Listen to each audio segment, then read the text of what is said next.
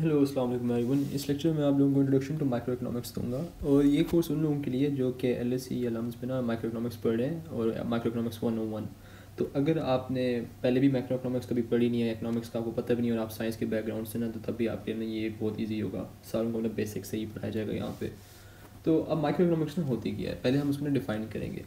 अब इकोनॉमिक्स में ना दो ब्रांचेज होती हैं, एक होती है macro and the other one is micro. ठीक है। अब मैक्रो डिराइव होता है द वर्ड बिग से, मतलब बड़ा, लार्ज। ठीक है। और माइक्रो का मतलब होता है स्मॉल। ठीक है, टाइनी। ठीक है। तो अब माइक्रो इधर क्या होता है, बेसिकली माइक्रो डील करता है आपके बिहेवियर ऑफ, माइक्रो इकोनॉमिक्स की बात कर रहा हूँ, behaviour of individual economic units. अब ये यूनिट्स होते क्या हैं, अब इसका मतलब क्या है, ये आपको मैं समझाता हूँ क्या होता है। अब बेसिकली ना इसमें आप पढ़ते हैं कि कैसे एक इंसान, जैसे कि पर्सन और अ वर्कर, ठीक है, और हाउस होल्ड, ठीक है, which comprise of like many people, investors हो गए, फर्म्स हो गए, कैसे ये ना डिसीजन करते हैं, डिसीजन मेक करते हैं कि उन्होंने रिसोर्सेज कहाँ एलोकेट करनी है, किसके ऊपर ज़्यादा स्पेंड करना है, किसके ऊपर कम स्पेंड करना है। ठीक है। कि हम बेसिकली इसका बिहेवियर स्टडी करते हैं कि ये जो इंडिविजुअल इकोनॉमिक्स यूनिट्स है ना, how do they make decisions, how do they make decisions. जहाँ के मैक्रो में हम पढ़ते हैं not about individual units but about whole nations, nation और रीजन्स हो गए, ठीक है, कॉन्टिनेंट्स हो गए, and about the world in general, and about the world. अब इकोनॉमिक्स में एक मेन कॉन्सेप्ट आपका आता है कि इकोनॉमिक्स डील किससे करता है, हमें इकोनॉमिक्स पढ़ने की ज़रूरत ही क्यों है। अब एक कॉन्सेप्ट आता है स्कार्सिटी के नाम से। अब स्कार्सिटी का मतलब क्या होता है, स्कार्सिटी का मतलब ये होता है कि there is limited resources in the world and unlimited wants। अब बेसिकली लिमिटेड रिसोर्सेज हैं आपके मतलब दुनिया में। लिमिटेड रिसोर्सेज क्या होते हैं, लैंड, लेबर, कैपिटल, एंटरप्राइज। ठीक है, इनको हम ना रिसोर्सेज कहते हैं। चार factor resources, land, labour, capital and enterprise. ठीक है। तो ज़ाहिर है हमारे जो वर्ल्ड में ना ये एग्जिस्टिंग जो रिसोर्सेज हैं जितने भी, उनकी अनलिमिटेड क्वांटिटी नहीं है, कभी ना कभी आप रन आउट करते हो इससे। ठीक है, लैंड भी लिमिटेड है, लेबर भी लिमिटेड है, क्या क्या जो वर्कर्स हैं वो भी लिमिटेड है, और कैपिटल फॉर इन्वेस्टमेंट जो है आपकी फाइनेंशियल इन्वेस्टमेंट होगी, चाहे वो क्या आपकी मशीनरी के टर्म्स में इन्वेस्टमेंट होगी, ठीक है, वो भी लिमिटेड है। आपके पास अनलिमिटेड रिसोर्सेज नहीं होती कभी भी, और जो वांट्स वो अनलिमिटेड होती हैं। तो ज़ाहिर है किसी को गाड़ी भी चाहिए, और मतलब उसको अगर एक अच्छी मतलब एक यूज्ड कार चाहिए, तो किसी को मतलब वो न्यू कार चाहिए। ठीक है।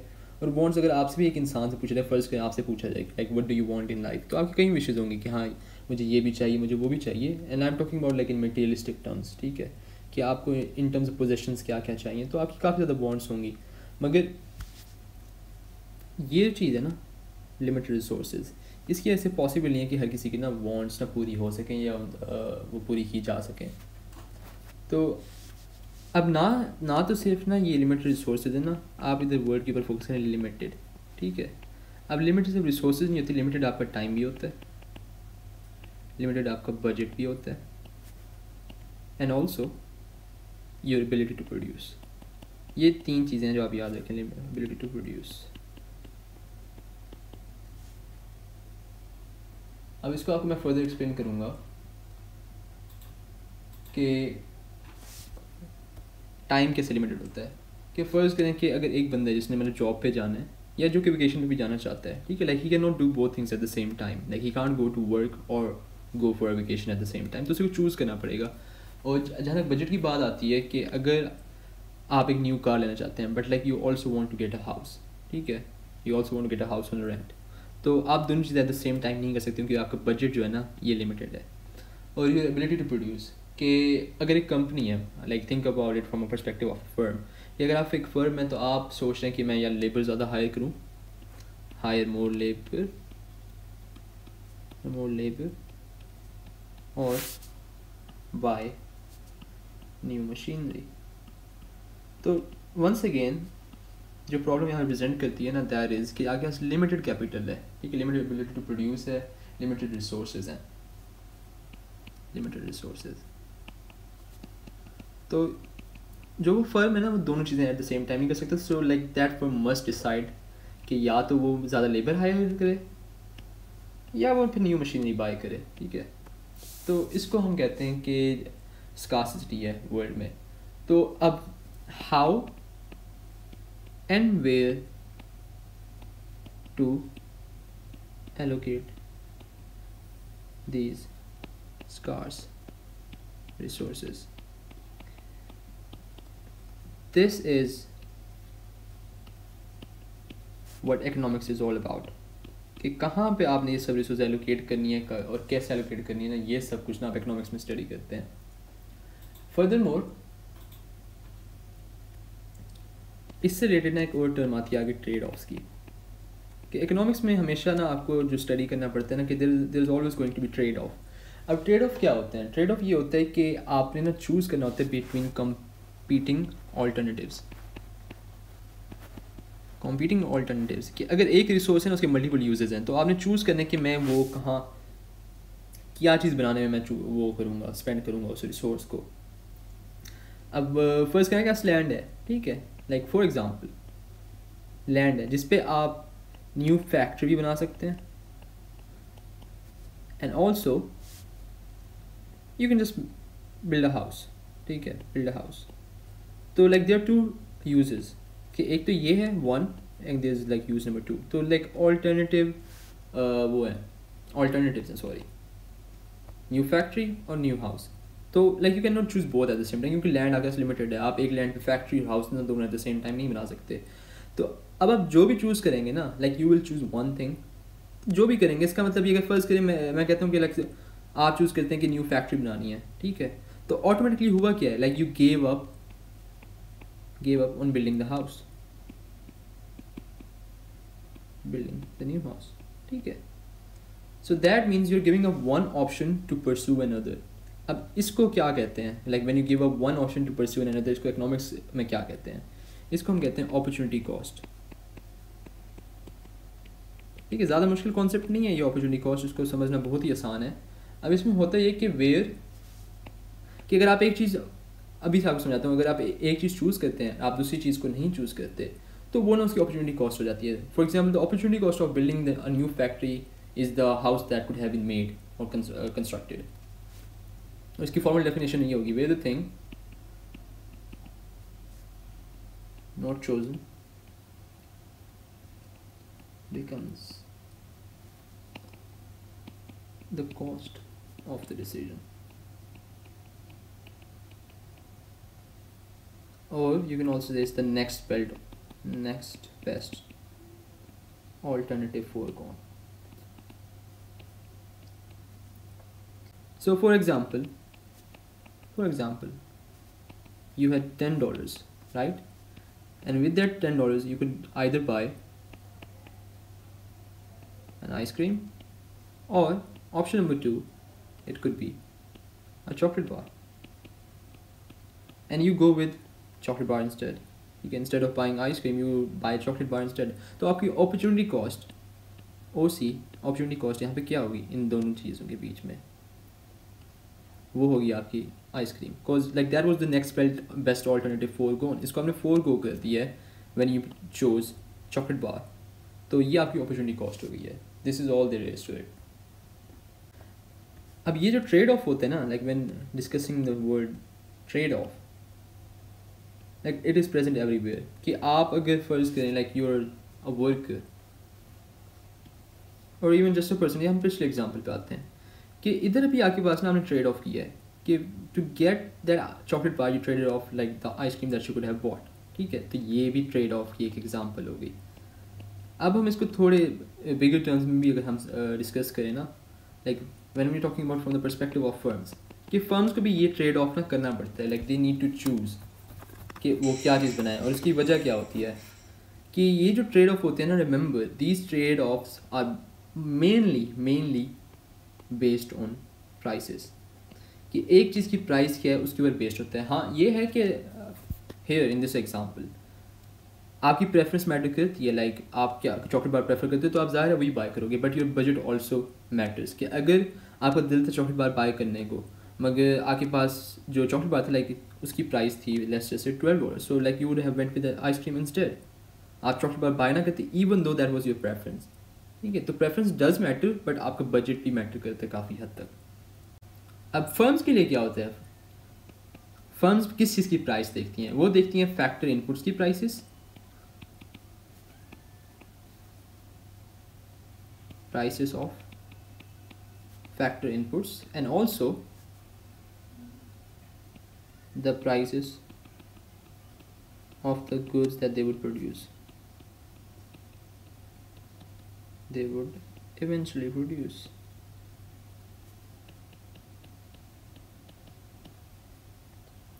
अब इसका मतलब क्या है, इसका बेसिकली मतलब ये है कि अगर एक फर्म लेबर हायर करती है, न्यू मशीनरी बाय करती है, तो वो उनकी प्राइस को अंडर कंसिडरेशन लेगी कि अगर हमने इतनी स्पेसिफिक वेज पे करनी है अपने वर्कर्स को, तो इन रिटर्न उससे हमारा जो आउटपुट होगा उससे हमें प्रॉफिट कितना होगा, राइट। कि अगर एक हम वर्कर हायर कर रहे हैं let's just say like in very simplistic terms, कि एक वर्कर को हम पे कर रहे हैं $12 an hour, ठीक है, an hour, and in that time, ठीक है, ड्यूरिंग दैट टाइम फ्रेम वो प्रोड्यूस करता है गुड्स वर्थ $15 an hour। हम इधर कह रहे हैं कि सिर्फ लेबर ही है जो वो प्रोडक्ट प्रोड्यूस करे, हम इसमें रॉ मटेरियल्स वगैरह किसी की कॉस्ट हम नहीं ले रहे हैं, हम बहुत सिंप्लीफाई कर रहे हैं इसको। और अगर लेबर $12 an hour एक कंपनी इनकर कर रही है वेजेस उनकी, और वही वर्कर उनको प्रोवाइड करे $15 an hour worth of goods, तो कंपनी को बच कितना रहा है, $3, राइट। तो company is making profit, company is making profit. And ये जो चीज़ है ना ये बहुत इंपॉर्टेंट है, कंपनी इज मेकिंग प्रॉफिट, और ये स्पेसिफिकली ये वर्ड प्रॉफिट, क्योंकि ऑल अराउंड द वर्ल्ड, ठीक है, हर कंपनी का जो ऑब्जेक्टिव होता है ना, हर कंपनी का, almost every company on the face of this planet wants to make profit, ठीक है, ये उनका मेन गोल होता है। अगर वो प्रॉफिट नहीं बना रही तो लाइक उसका पर्पस ही ख़त्म हो जाता है टू एग्जिस्ट, वो चल ही नहीं सकती इन अ फ्री इकोनॉमी। और मैं बताऊंगा like what is a free economy later on in our other lectures, कि in a free economy for now profit बनाना लाजमी होता है, विदाउट इट, ठीक है, कंपनी के पास कोई पॉइंट नहीं बचता इन प्रोडक्शन रहने का। अब यहाँ पे क्योंकि कंपनी $3 प्रॉफिट बना रही है, राइट, तो $3 प्रॉफिट बना रही है मतलब वो इतनी वेज ना वर्कर्स को हायर कर सकते, मतलब प्रोवाइड कर सकती है इतनी वेज, ठीक है, तो उसके लिए फीजिबल है ये वेज ना वर्कर को प्रोवाइड करना। बट अगर वर्कर जो था वो डिमांड कर रहा था $16 an hour, ठीक है, पर वो प्रोड्यूस कर रहा था गुड्स वर्थ $15 an hour, ठीक है, तो यहाँ पे प्रॉफिट होता है, नहीं होता है यहाँ पे प्रॉफिट। और वो क्यों नहीं होता, क्योंकि वो $1 लॉस में जा रही है। तो ज़ाहिर है अगर ऐसा है तो मतलब वो इतने वेज प्रोवाइड ही नहीं करेगी उसको। तो ट्रेड ऑफ देखें ना, कि अगर वो वेज ज़्यादा ऑफर करेगी, ठीक है, अगर लेबर उसने हायर करना है और वो वेज ज़्यादा ऑफर करेगी उनको, तो उनके लिए फिजिबल ही नहीं है profit banana. So like they will higher labour based on the fact कि वो लेबर उनको पर कितने का रहा है, वेजेस कितने की वो इनकर कर रही हैं। तो अगर वेजेस कम इनकर कर रही हैं और उससे वेज उन्हें मतलब प्रॉफिट ज़्यादा हो रहा है, जो प्रोडक्शन हो रही है उससे प्रॉफिट उन्हें ज़्यादा हो रहा है, so they will hire more labour. But अगर उनको प्रॉफिट ज़्यादा नहीं हो रहा, अगर ऑन दी अदर हैंड कि मशीनरी है, अगर उनको मशीनरी क्या कहते हैं पर आवर कॉस्ट करती है लेट्स जस्ट से $8 और वो प्रोवाइड करती है value worth $12, right. So instead of going with this, ठीक है, instead of hiring more labour, what they will do is कि वो न्यू मशीनरी बाय करेंगे या रेंट करेंगे, वो इसको चूज़ करेंगे। So they once again there is a trade off for the firm. एक छोटे पर्सपेक्टिव से अगर देखें, अपने पर्सपेक्टिव से देखें, तो there is a trade off between buying an ice cream और a chocolate bar, right. But if you look at it from a bigger perspective, एक कंपनी के पर्सपेक्टिव से सोचें, तो there is a trade off between hiring more labor and new machinery. अब final हम topic पे आते हैं अपने कि ये कॉन्सेप्ट है, ये आपके उसमें आएगा एग्जाम्स में, MCQs में आता है मोस्टली, कि what are positive versus what are normative statements या एनालिसिस कहते हैं इसको, स्टेटमेंट या एनालिसिस, ठीक है। ये क्या होते हैं? जिन्होंने इकोनॉमिक्स पहले से पढ़ी हुई है ओ लेवल में तो like they would probably know, but जिन्होंने नहीं पढ़ी भी नो वरीज, मैं बताने लगा हूँ कि आपकी जो पॉजिटिव स्टेटमेंट्स होती हैं ना, आप ये याद रखें, like I will give you examples later on, they are usually based in facts, ठीक है, और ये डिस्क्राइब करती हैं आपके डिस्क्राइब कॉज एंड इफेक्ट, कोई चीज़ क्या कॉज, मतलब कॉज क्या और उसका इफेक्ट क्या है उसको डिस्क्राइब करती है। एंड मोस्ट इम्पॉर्टेंटली, ठीक है, most importantly can be proven और टेस्टेड, कि आप अगर कोई स्टेटमेंट देख रहे हैं ना उसको अगर आप प्रूव कर सकते हैं या टेस्ट कर सकते हैं ना, so that means that's a positive statement, वो एक फैक्ट है, ठीक है। ऑन दी अदर एंड इसका ऑपोजिट जो होगा ना वो होंगी नॉर्मेटिव स्टेटमेंट्स। अब नॉर्मेटिव स्टेटमेंट्स क्या होती हैं? These are statements that talk about what ought to be, मतलब क्या होना चाहिए, and these statements can not be proven, ठीक है, इसको आप प्रूव नहीं कर सकते। और ये प्रूव क्यों नहीं कर सकते? क्योंकि these are usually subjective statements और बेस्ड ऑन वैल्यू जजमेंट्स, कि आपकी जजमेंट के ऊपर होता है ये।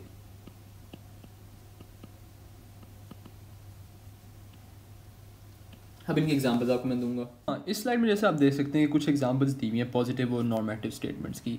अब जैसे कि मैंने कहा था कि पॉजिटिव स्टेटमेंट्स वो होती हैं इनको आप टेस्ट कर सकते हो, ठीक है, जिनकी कॉज एंड इफेक्ट होती है कि आप अगर एक चीज़ मैं आपको कहूँ कि भाई ये सच है या गलत है, तो इसके अलावा ना और कोई आउटकम नहीं है, या तो वो सच होगी या वो गलत होगी, ठीक है। आप इसके ऊपर अपनी कोई जजमेंट नहीं दे सकते कि मैं ये सोचता हूँ या मैं ये सोचती हूँ, राइट। तो अब पहली एग्जांपल हम देखते हैं, higher interest rate causes people to save more, जो कि बात सच है कि अगर एक बैंक आपको ज़्यादा इंटरेस्ट रेट ऑफर करेगा तो आप उस बैंक में ज़्यादा पैसे रखवाओगे और ज़्यादा सेव करोगे।